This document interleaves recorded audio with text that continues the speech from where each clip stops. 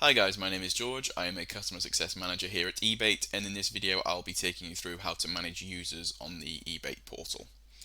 So first of all, in order to access the screen, we want to go to the collaboration tab at the top left here and then click portal user management.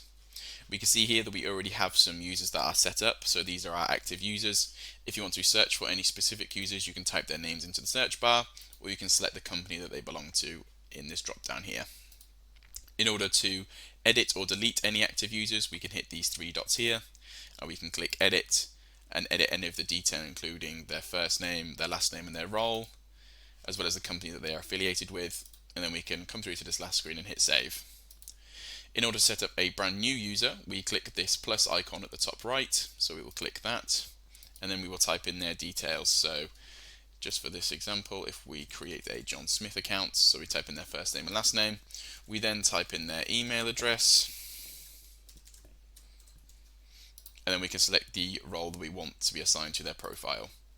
We then click next, and then we select what company we want them to be assigned to. So if we just choose Arla Foods for this example, and then hit next again, we then have a summary of all the information we've just completed. Once we're happy with all of that, we will hit save.